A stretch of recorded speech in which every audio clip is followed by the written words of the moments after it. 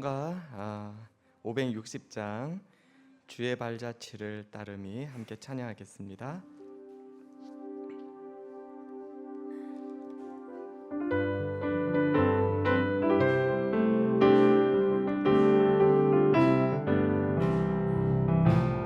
주의 발자취를 따름이 어찌 즐거운 일 아닌가. 마음의 맑은 하늘 열리고 밝은 빛이 비친다. 발자취를 따라가자 기쁜 마음으로. 발자취를 따라가자 찬송하며 즐겁게. 주의 발자취를 따름이 어찌 행복한 일 아닌가. 마음의 악한 생각 사라져 밝은 마음 싹 든다. 발자취를 따라가자 기쁜 마음으로. 발자취를 따라가자 찬송하며 즐겁게. 발자취를 따름이 어찌 든든한 일 아닌가. 사라져 새로운 힘 솟는다. 발자취를 따라가자 기쁜 마음으로. 발자취를 따라가자 찬송하며 즐겁게. 아멘. 우리 함께 묵상 기도하겠습니다.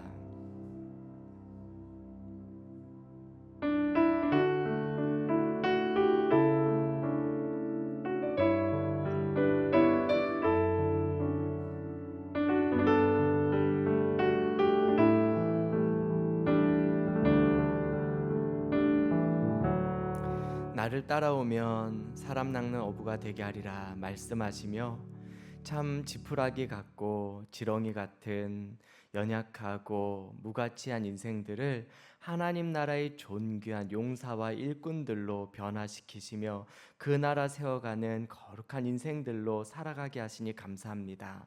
오늘도 그 은혜를 생각하며 감사하며 주님 더욱 따라가며 주님 높이는 귀한 예배가 되게 하여 주시옵소서.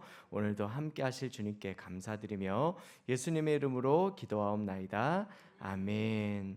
전능하사 천지를 만드신 하나님 아버지를 내가 믿사오며 그 외아들 우리 주 예수 그리스도를 믿사오니 이는 성령으로 잉태하사 동정녀 마리아에게 나시고 본디오 빌라도에게 고난을 받으사 십자가에 못 박혀 죽으시고 장사한 지 사흘 만에 죽은 자 가운데서 다시 살아나시며 하늘 오르사 전능하신 하나님 편에 앉아 계시다가 저리로서 산자와 죽은 자를 심판하러 오시리라.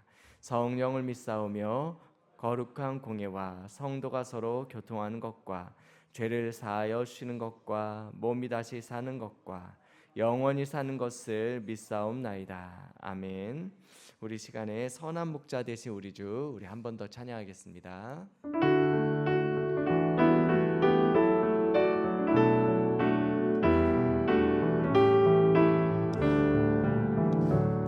선한 목자 되신 우리 주 항상 인도하시고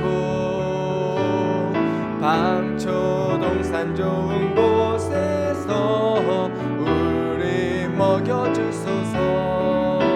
선한 목자 구세주여 항상 인도하시고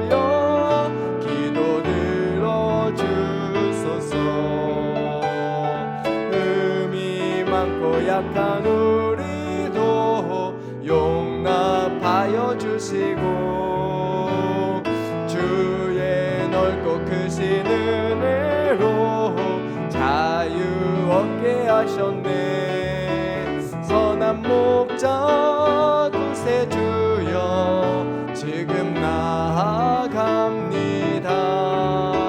선한 목자 곳에 주여 지금 나아갑니다. 일찍 주의 뜻을 따라서 살아가게 하시고 주의 크신 사랑 베푸사 주를 좇게 하소서. 선한 목자 곳에 주여 항상 인도하소서. 선한 목자 곳에 주여 항상 인도하소서. 아멘. 네, 우리 함께 하나님 말씀 보겠습니다. 우리 하나님 말씀은 열왕기상 우리 16장 34절과 17장 1절 말씀, 우리 두 절 말씀이기 때문에 같이 읽도록 하겠습니다. 열왕기상 16장 34절과 17장 1절 말씀. 네, 우리 찾으셨으면 같이 읽겠습니다. 시작. 그 시대에 베델 사람 히엘이 여리고를 건축하였는데 그가 그 터를 쌓을 때에 맏아들 아비람을 잃었고 그 성문을 세울 때에 막내 아들 스굽을 잃었으니 여호와께서 눈의 아들 여호수아를 통하여 하신 말씀과 같이 되었더라. 길르앗에 우거하는 자 중에 디셉 사람 엘리야가 아합에게 말하되 내가 섬기는 이스라엘의 하나님 여호와께서 살아계심을 두고 맹세하노니 내 말이 없으면 수년 동안 비도 이슬도 있지 아니하리라 하니라. 아멘. 오늘 제목을 살아계신 하나님, 살아계신 말씀 이렇게 정해보았습니다. 우리 옆에 분들 한번 이렇게 좀 축복할까요? 당신은 진정한 하나님의 사람입니다. 이렇게 한번 축복하겠습니다. 네. 우리 성도님들은 모두가 하나님이 기뻐하시는 진짜 하나님의 사람이신 줄을 믿습니다. 아멘. 여러분, 이게 굉장히 참 명예로운 칭호예요. 우리가 구약 성경 읽을 때 어떤 선지자, 제사장 이런 형식적인 혹은 공식적인 직분 말고 누군가에게 붙여주는 가장 명예로운 직분이 있다면 그것은 바로 하나님의 사람이라는 이 한마디 단어였습니다. 그래서 성경이 누군가를 가리켜서 하나님의 사람이라고 말하면 그 사람에 대한 하나님의 기쁨, 열정, 그 하나님의 은혜가 그 안에 막 흘러가고 있는 거예요.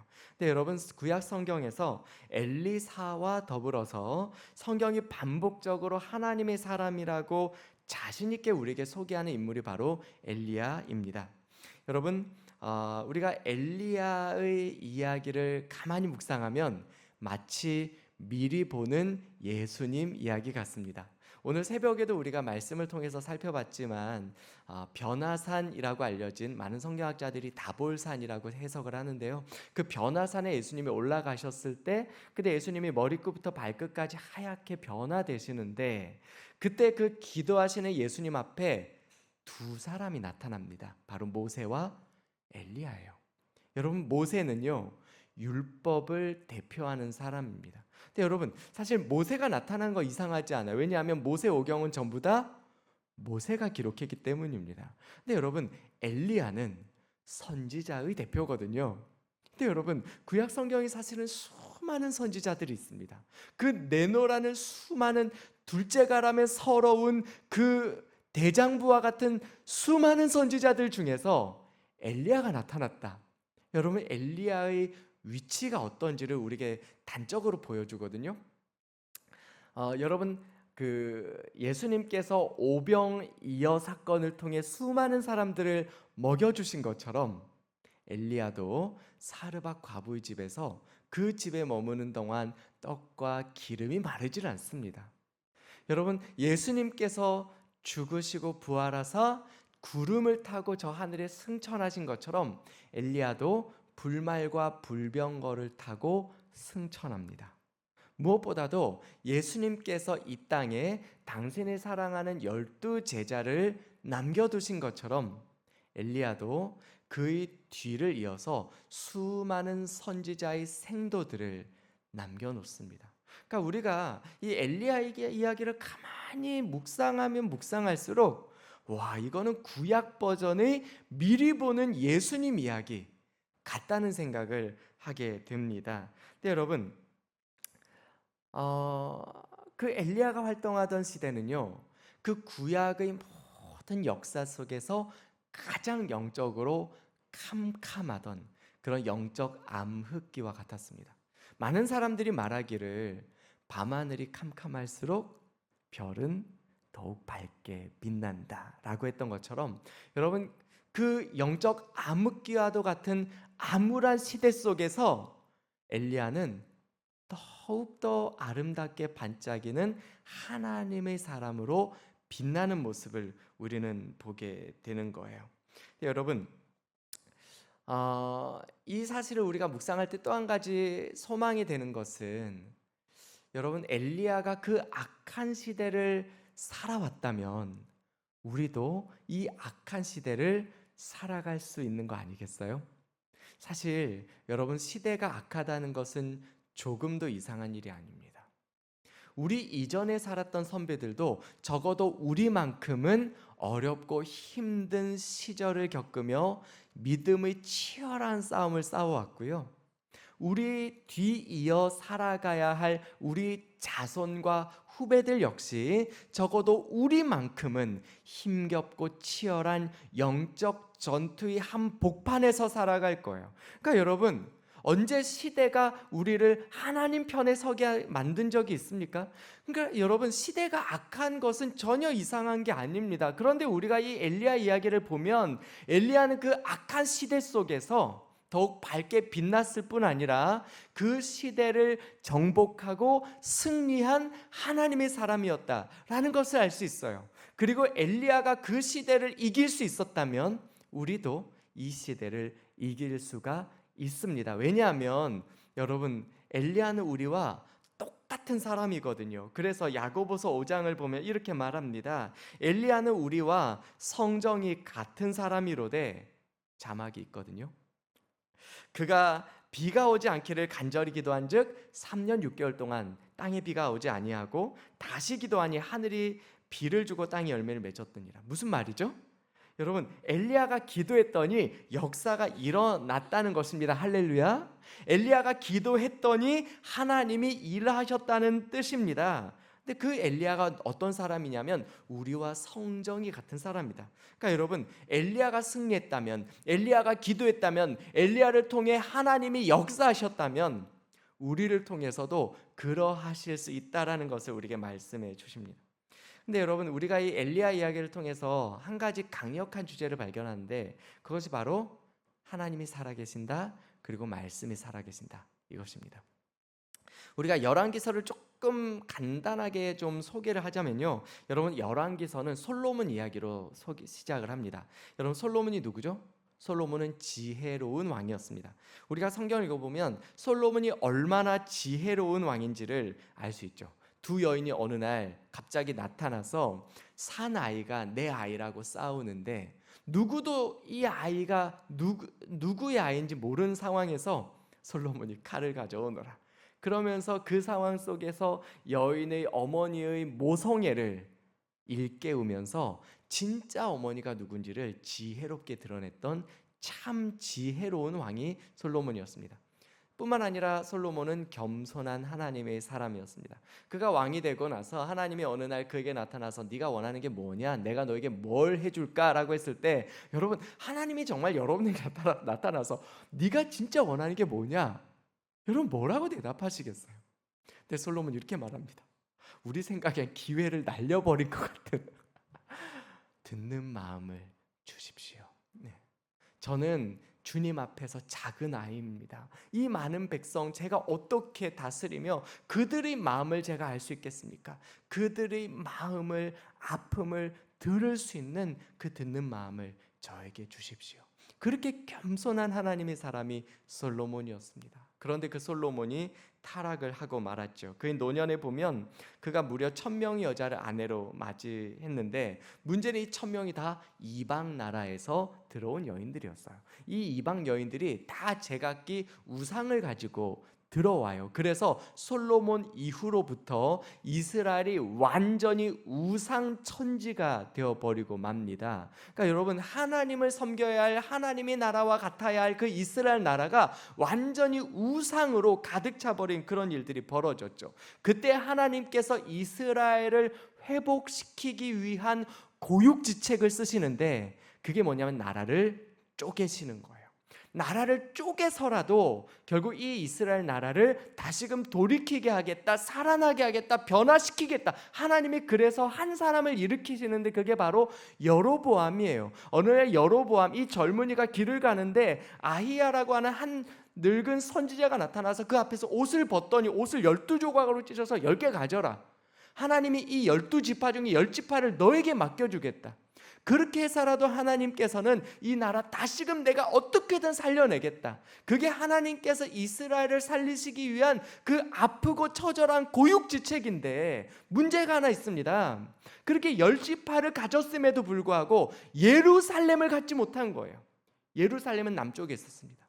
문제는 이스라엘의 모든 남자들은 해마다 절기가 되면 예루살렘에 성전이 있거든요. 성전으로 올라가야 하는데, 여러분, 그때 이 남자들이, 성인들이 이 이스라엘 예루살렘에 갔다가 마음이 변해서 반역이라도 일으키면 어떻게 하나. 그래서 여로보암이 제일 북단과 경계선 베델 이 두 지역에 금송아지를 딱 세워놓고 너희들 갈 필요 없다, 이것이 너희가 섬길 여호와 신이니라. 그때부터 여러분, 이 북왕국이요 완전히 우상의 바다가 되어버리고 마는 거예요. 그래서 그때부터 우리가 열왕기서를 읽어보면 사람들이 두 갈래 길로 가는데, 하나는 여로보암의 길이고 하나는 다윗의 길입니다. 다윗의 길은 하나님의 말씀에 순종하며 걷는 길이고, 여로보암의 길은 불순종하여 우상숭배로 나아가는 길이에요. 근데 여러분, 안타깝게도 북왕국 이후로 나타나는 모든 22명의 왕들이 전부 다 여로보암의 길로 가게 됩니다. 그러니까 우리가 이 땅을 살아가다 보면 겉으로는 내가 믿음의 사람이라는 타이틀을 가졌지만 진짜 제대로 믿음대로 살아가는 사람 많지가 않다는 거예요. 근데 여러분, 그 수많은 악한 왕들 중에서도 끝판왕이 누구냐면 아합이었습니다. 이 아합이요, 여러분, 그 아내를 맞이하는데 이세벨. 여러분, 이 이세벨이 누구의 딸인지 아십니까? 그 시돈, 저 이스라엘 북쪽에 있는 지금 레바논, 그 여러분 헤즈볼라 그 지역이 지금 시돈 땅이거든요. 그 시돈 땅의 공주였어요. 근데 그 시돈의 왕 이름이 엣바알입니다. 이게 이제 히브리어의 전치사, 뭐뭐에 속한 이런 뜻이에요. 그러니까 여러분, 이게 본명이 아닐 겁니다. 이 시돈 왕 어느 정도로 바알에게 충성했냐면, 나는 바알에게 속한 자다, 엣바알, 이렇게 이름을 바꿨단 말이에요. 그 엣바알의 딸이 이세벨인데, 그 딸이 아합의 아내가 돼서 들어온 거예요. 그러니까 그때부터 이스라엘이 철저하게 바알 숭배 신앙으로 빠져들게 돼요. 그 당시에 이스라엘의 영적 상태를 보여주는 아주 상징적인 사건이 하나 있었는데, 그게 바로 여리고 재건축 사건입니다. 그러니까 여러분, 이 여리고, 이 응암동도 재건축을 하는데 빨리 될 수 있기를 간절히 기도합니다. 여러분, 여리고 재건축 사건은요 그냥 어떤 하나의 건축을 다시 건축물을 세우는 그런 사건이 아니었어요. 여러분, 혹시 그 영화 국제영화라는 영화 보셨습니까? 제가 진짜 감명 깊게 본 영화인데요, 그 영화를 보면 그 초반에 그 흥남 철수 작전, 그죠? 6.25 전쟁 흥남 철수 작전 때, 그때 이제 이 북한에서 덕수 가족이 막 피난 오는데, 이 덕수가 자기 동생 막순이 손을 잡고, 막순아, 우리 놀러 가는 거 아니다, 우리 운동장 하는 거 아니다, 아라바의 손 꽉 잡아라, 그러면서 막 뛰어요. 그래서 이제 배에 막 올라타는데 막순이 잃어버려요. 아바의 막순이 잃어버렸습니다. 그때 이 아버지가 덕수를 딱 잡고, 덕수야, 이제부터는 네가 우리 집 가장이다. 덕수야, 잘 들어라. 저 부산에 가면 국제시장 있다. 국제시장에 꽃분이네 있다. 꽃분이네다. 꽃분이네 가라. 그렇게 해서 이제 덕수 가족이 국제시장 꽃분이네 가서 정착을 하는데, 여러분, 이 꽃분이네라는 이 가게는요, 아버지를 만날 희망이에요. 덕수는요, 언젠가 아버지가 정말로 살아있다면, 언젠가 이 꽃분이네, 아버지가 그렇게 나를 붙잡고 말씀하셨던 그 꽃분이네, 언젠가는 반드시 찾아올 거야. 그래서 자기 삼촌이, 고모부가 이거 이제 팔려고 할 때 못 팔도록 그렇게 그 평생을 꽃분이네를 지켜내요. 그런데요, 나중에 그 영화의 말미에 보면 이 덕수가, 나이 지긋한 덕수가 그 아내에게 뭐라고 말하냐면, 우리 이제 이 가게 팔까? 여러분, 이거는 이제 이거 가게 팔아서 어떤 시세 차익을 얻어보자, 그런 의미가 아닙니다.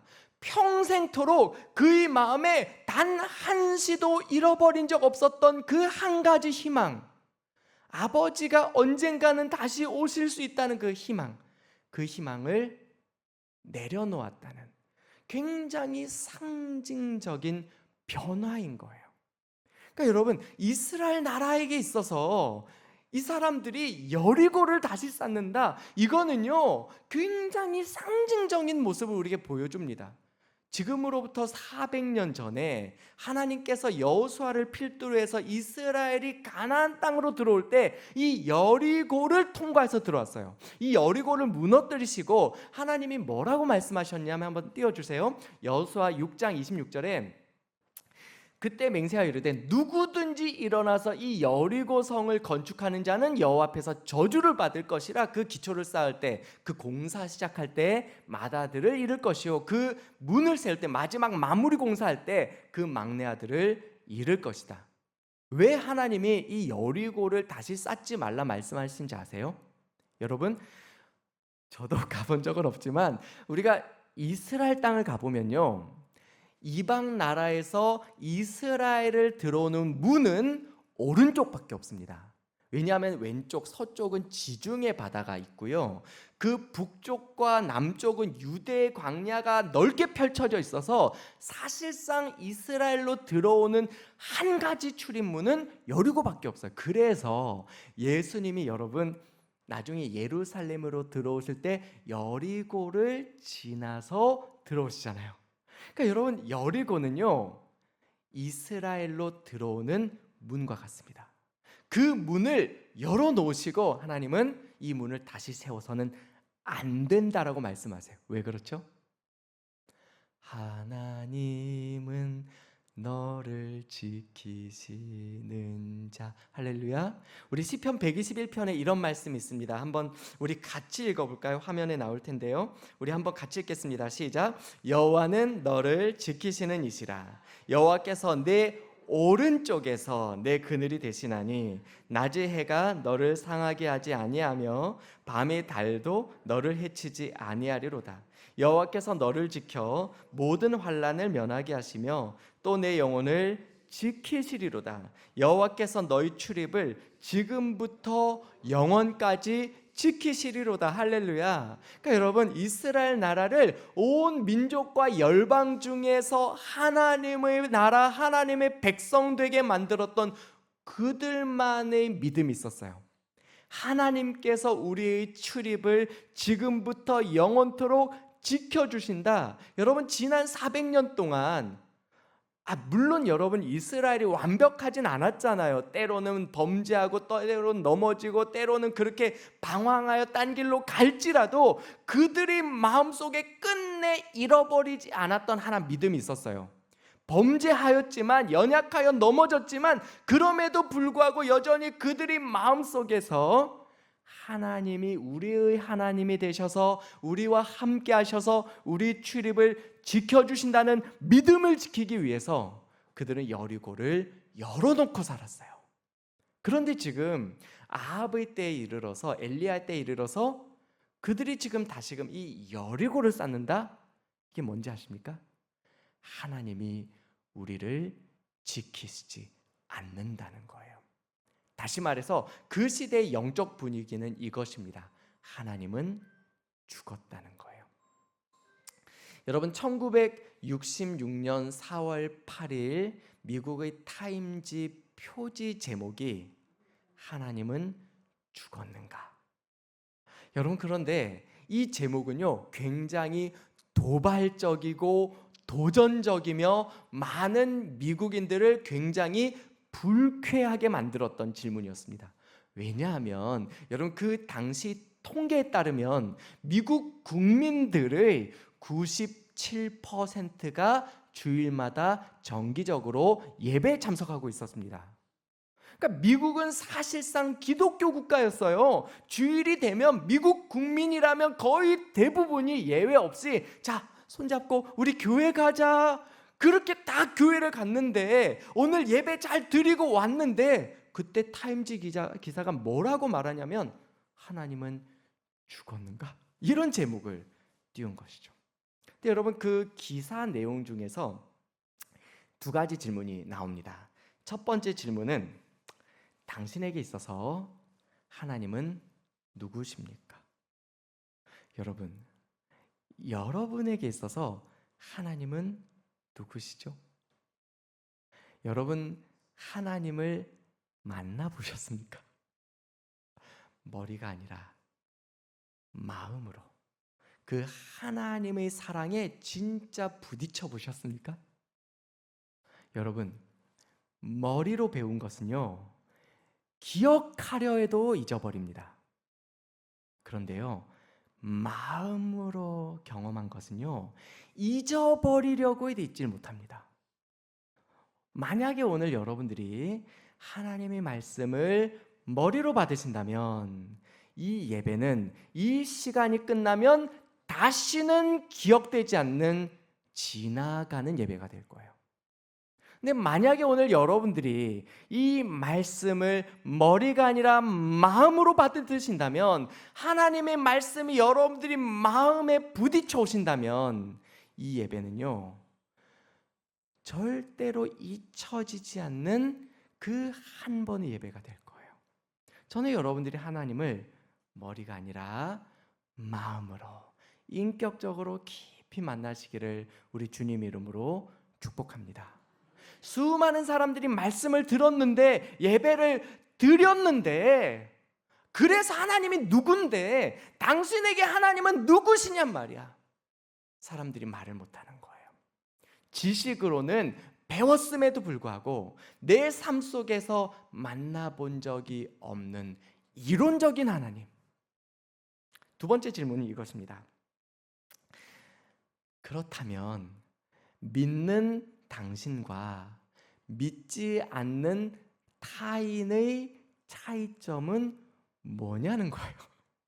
믿는다면서 믿는 당신과 믿지 않는 그들이 뭐가 다른데? 이걸 물어본 거예요. 결국은 이런 질문을 통해서 타임지 기자는 그들이 믿는다고, 그들이 섬긴다고 말하는 하나님께서 정작 그 믿는 자의 삶 속에 아무런 차이도 변화도 만들어내지 못한다 라는 사실을 지적하면서 그 하나님은 죽은 하나님이 아니냐라고 도발적으로 말하고 있었던 것입니다. 여러분, 아합이 다스리던 시대에 이스라엘 사람들이 나 이제 하나님 안 믿어요. 이제 교회 안 갈래요. 노골적으로 그렇게 배교한 게 아닙니다. 적어도 입술로는 그들도 율법을 말하고요, 그들도 성전을 바라보았으며 적어도 그들의 지식 속에서는 나는 여전히 여호와 하나님 백성이라고 말했어요. 그런데 정작 그들은 자신들을 위하여 여리고를 쌓고 있는 거예요. 이거 우리 모습 아닌가요? 이거 오늘 우리의 모습 아닌지 우리 좀 돌아볼 수 있어야 합니다. 여러분, 이 세상에서 하나님을 떠난 사람 중에서 하나님이 싫어서 하나님이 떠난 사람 많지 않습니다.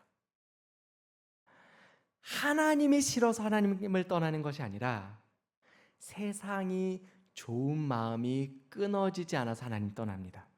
이거 우리 잘 봐야 해요.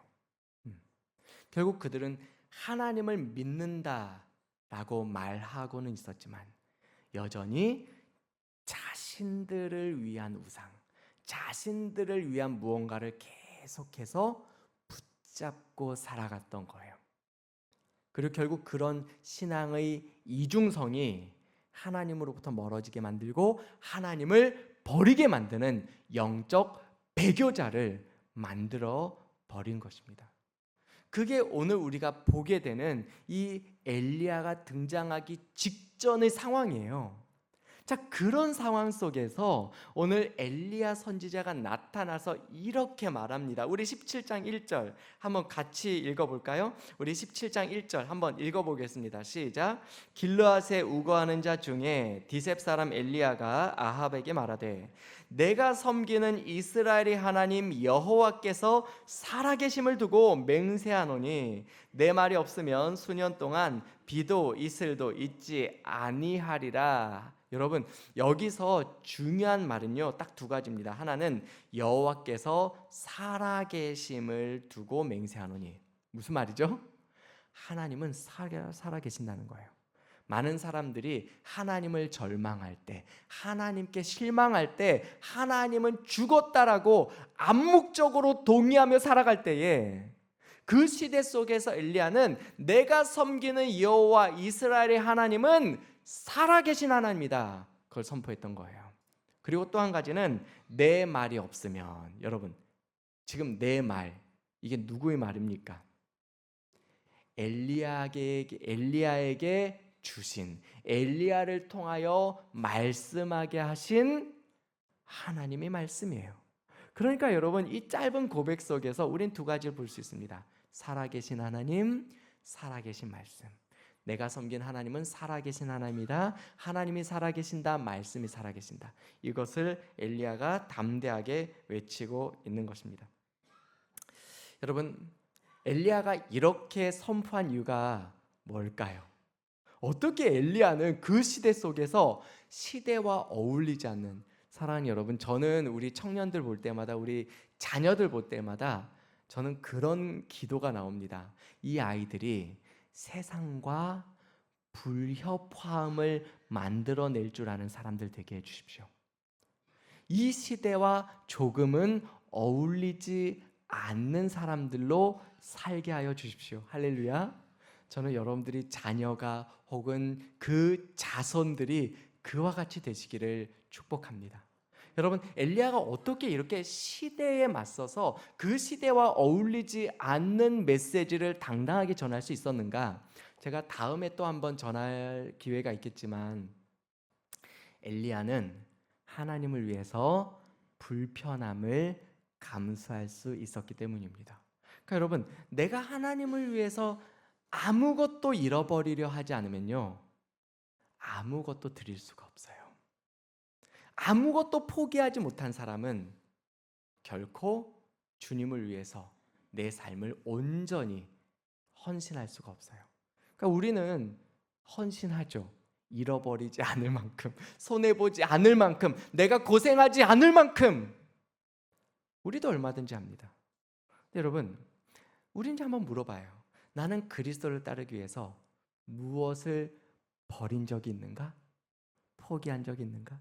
우리 지금 여러분, 우리가 읽진 않았지만 엘리야가 오늘 1절에 이렇게 말하잖아요. 내 말이 없으면 수년 동안 비도 이슬도 있지 아니하리라. 여러분, 물이 그치면 삶이 얼마나 불편한지 아십니까?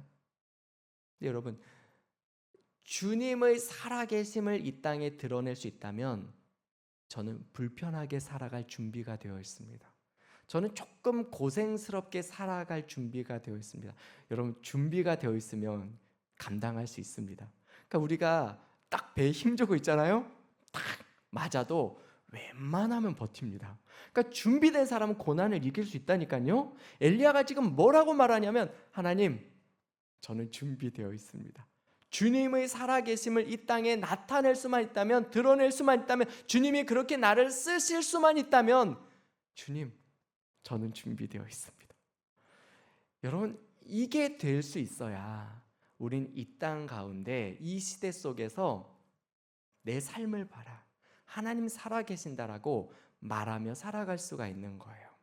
또 한 가지, 여러분, 우리가 또 다음에 보겠지만 까마귀들이 아침과 저녁으로 떡과 고기를 막 이렇게 먹여주잖아요. 지금 엘리야가 떡과 고기를 먹고 하나님 살아계신다라고 말했습니까? 아니면 하나님이 살아계신다라고 고백했더니, 선포했더니 하나님이 그에게 살아계신 하나님으로 나타나셨습니까? 우리 그걸 잘 봐야 해요. 엘리야는요, 자신의 삶 속에서 그냥 인생을 걸어버렸어요. 하나님 살아계신다. 그리고 그 길을 걸어갔더니 하나님이 그의 삶 속에 살아서 역사하시는 하나님으로 날마다 임재하셨던 것이죠. 그래서 여러분, 정말 이 하나님의 도우심을 누리며 살아가는 사람은요, 행복합니다. 정말 행복해요. 저는 우리 서울중앙교회가 그런 행복한 사람들로 가득한 교회가 될 수 있기를 우리 주님 이름으로 축복합니다. 자, 그래서 여러분, 오늘 이제 우리가 말씀을 좀 정리할 텐데요. 여러분, 엘리야가 그 악한 시대를 살아왔던 것처럼 오늘 우리가 살아가는 이 시대도요, 만만치 않게 악하고 또한 캄캄한 영적 암흑기와도 같은 그런 시대를 우리 살아가고 있습니다. 그러나 한 가지 소망이 있다면, 엘리야가 그 시대 속에서 승리할 수 있었다면 우리도 승리할 수 있을 줄 믿습니다. 무엇보다 여러분, 많은 사람들이 그렇게 하나님을 떠나고 더 이상 하나님이 내 삶을 지켜주지 않아 라고 그렇게 말하는데, 엘리야는요, 아니, 하나님 날 사랑하셔, 하나님 나와 함께 하셔, 이것을 고백하며 믿음으로 주님과 동행하는 삶을 살았습니다. 제가 지난 주일 홍대 센터처치에서도 설교를 했지만 아마 이곳에 있는 우리 권사님들, 집사님들, 우리 성도님들, 여러분들에게 하나님을 믿느냐라고 묻는다면 여러분들은 고민하지 않고 그렇다라고 대답하실 것입니다. 근데 여러분, 정말 하나님을 사랑하십니까? 그 하나님을 섬기기 위해서 불편할 준비가 되어 있으십니까? 조금 고생스럽더라도 그것 때문에 다른 사람들이, 야, 네가 뭐가 아쉬워서, 네가 뭐가 부족해서, 네가 왜 그렇게 살아? 아니 여러분, 우리가 진짜 믿음의 사람이라면, 그리고 우리가 믿는 하나님이 진짜 살아계신 하나님이 맞다면 그런 말 한 번쯤은 들어봐야 정상 아닙니까?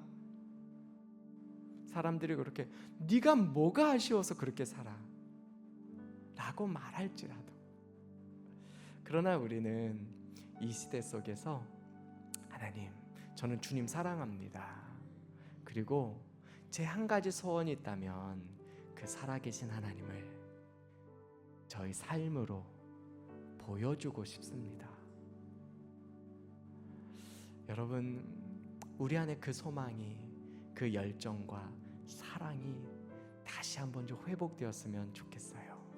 그래서 여러분, 어쩌면 이 시대 속에서 참 많은 사람들이 오늘도 주를 멀리하고 주를 떠나가지만, 그런 사람들, 그런 시대 속에서 내 삶을 봐, 나를 봐, 하나님 진짜 살아계셔, 하나님 정말 나를 사랑하셔 라고 말하며 고백할 수 있는 우리 모든 성도님들 되셨으면 좋겠어요.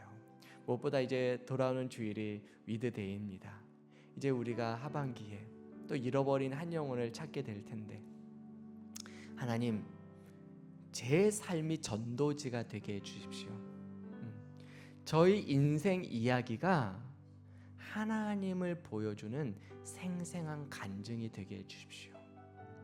그래서 주님, 이 가을에 나를 통하여 정말 누군가에게 하나님의 살아계심을 보여줄 수 있는, 정말 너무나 행복한 우리 모두가 될 수 있게 하여 주옵소서.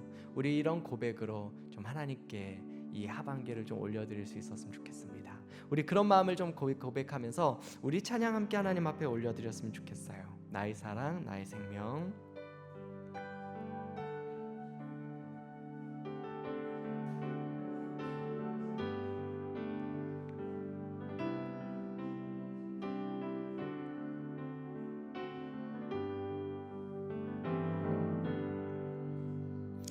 나의 사랑, 나의 생명, 나의 예수님, 영원토록 정성 다해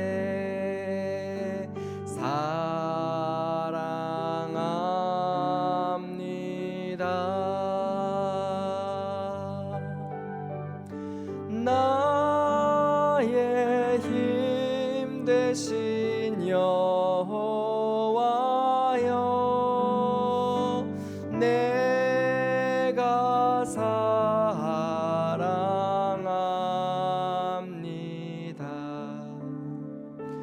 영원토록 정성 다해 사랑합니다.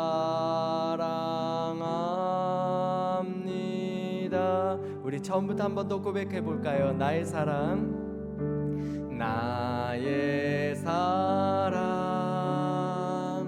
나의 생명, 나의 예수님, 영원토록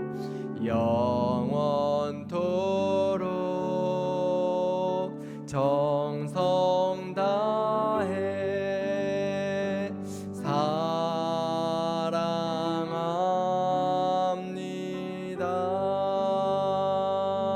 나의 힘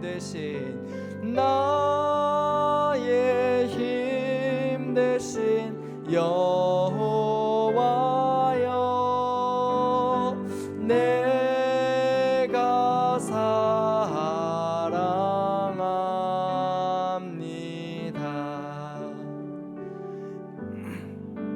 도록 정성 다해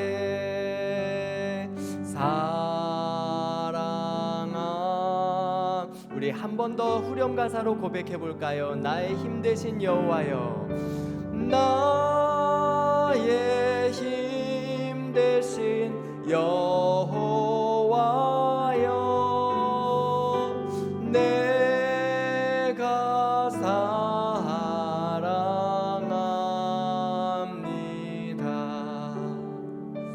영원토록 정성 다해 사랑합니다.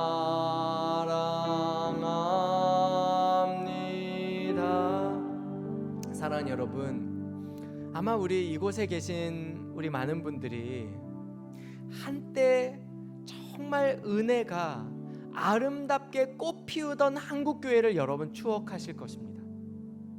많은 분들이 저에게 그런 이야기를 들려줬어요. 한때 이 나라는요, 조국 대한민국이라는 이 나라는요, 그냥 천막 꽂고 깃발 꽂으면요 사람들이 몰려왔다고요.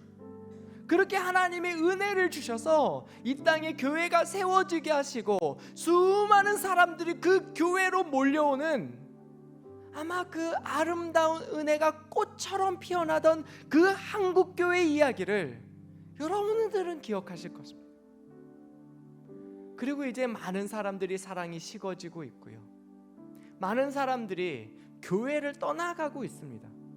이것이 우리가 오늘 마주하고 있는 참 어둡고 캄캄한 영적 현실이에요. 그러나 여러분, 밤하늘이 캄캄하면 캄캄할수록 별은 더 밝게 빛나는 거예요. 이 시대가 어둡기 때문에 저는 우리 교회가 더 아름답게 빛날 수 있다고 믿습니다. 하나님, 다시 한번 하나님, 우리 교회가, 우리 성도들이 이 시대 속에서 아름다운 빛으로 빛나게 하여 주시옵소서. 정말 많은 사람들이 사랑이 식어지는 이 시대 속에서 우리 교회가 정말 영적으로 일어나서 내가 섬기는 하나님은 살아계신 하나님이다, 말씀이 살아계신다, 이것을 고백하며 보여줄 수 있는 우리 교회가 되게 하여 주시옵소서. 무엇보다도 여러분, 이 하나님에 대한 사랑 우리 한번 좀 회복했으면 좋겠어요. 우리는 헌신하지만 손해보지 않을 만큼, 불편하지 않을 만큼, 내 것을 아무것도 잃어버리지 않을 수 있는 만큼만 수고해요. 엘리야는 그러지 않았어요. 엘리야에게 있어서 하나님은요, 나의 모든 것을 드려도 아깝지 않은 하나님이고요, 내가 나의 모든 것을 드리면 그보다 귀한 것으로 내 삶을 도우시는 하나님이었어요. 하나님, 우리가 그 하나님을 바라볼 수 있게 하여 주시옵소서. 우리가 그 하나님을 고백하며 살게 하여 주시옵소서. 그래서 이번 가을에 정말 우리 교회 안에 영적 부흥이, 내 마음 가운데 영적 부흥이 일어날 수 있게 하여 주시고, 이제 우리가 이 위드데이를 통해서 이 그리스도의 사랑을, 내게 주신 하나님의 사랑을 많은 사람들에게 보여줄 수 있는 은혜의 강물이 흐르는 이 하반기가 될 수 있도록 하나님 우리와 함께 하시고 축복하여 주시옵소서. 우리 이런 마음을 가지고 우리 주여 한번 외치고 함께 하나님 앞에 좀 기도하며 나가도록 하겠습니다. 기도하겠습니다. 주여, 하나님 아버지 감사합니다. 주님께서 오늘도 말씀을 듣게 하시고 예배하게 하시며 하나님의 마음을, 하나님의 사랑을 알게 하여 주시니 감사합니다. 하나님 아버지, 한때 이 나라, 이 교회가 얼마나 아름다운 은혜로 꽃피웠었는지요. 많은 사람들이 이곳에 몰려와 예배하고 기도하고 아무것도 없어도 성경 하나 펴놓고 주님을 찬송하며 그렇게 울며 기도했던 그 시절이 있었습니다. 하나님 아버지, 이제는 그 사랑이 메말라가고 그 노랫소리가 점차 사라져가고 있는, 하나님 점점 어두워져가는 이 하늘, 이 시대의 모습을 보게 됩니다. 그런 하나님 아버지, 밤하늘이 캄캄하면 하나님 별은 더욱더 밝게 빛나는 것처럼 하나님 진짜 믿음의 사람, 하나님의 사람들로 우리 서울중앙교회가 밝게 빛나게 하여 주시옵소서. 이곳에서 더욱 하나님의 영광을 비추는 교회가 되게 하여 주시옵소서. 그리하여 하나님, 우리가 이번 하반기에 정말 이 사랑을 나누고 싶습니다. 하나님의 살아계심을 전파하고 싶습니다. 하나님, 우리를 사용하여 주옵소서. 무엇보다 하나님 아버지, 우리 마음 가운데 하나님이 전부가 되기를 소망합니다. 내가 모든 것을 드려도 아깝지 않으신 하나님, 내가 모든 것을 드리면 그보다 더 귀한 것으로 갚아주시는 하나님, 그 하나님을 섬기고 고백하고 선포하며 하나님 아버지, 그 주님과 동행하여서 날마다 주님이 귀히 쓰시는 아름답고 복된 인생들로 우리가 살게 하여 주시옵소서. 하나님 아버지, 주님께서 오늘도 이 시간 예배를 통하여 말씀 듣게 하시고 기도하게 하시니 감사합니다. 하나님, 엘리야가 하나님의 사람으로 그 인생을 살아갔던 것처럼 우리 모두가 하나님의 사람들로 이 땅을 살게 하여 주시옵소서.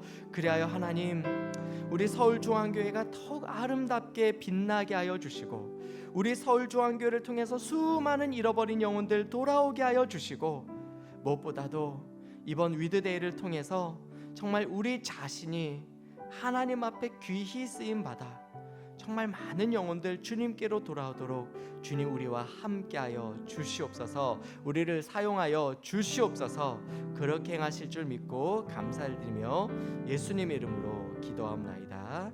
아멘. 하늘에 계신 우리 아버지여, 이름이 거룩히 여김을 받으시오며 나라가 임하시오며 뜻이 하늘에서 이루어진 것 같이 땅에서도 이루어지이다.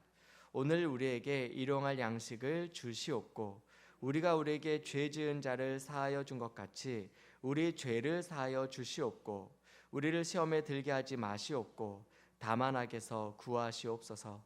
나라와 권세와 영광이 아버지께 영원히 싸움나이다. 아멘.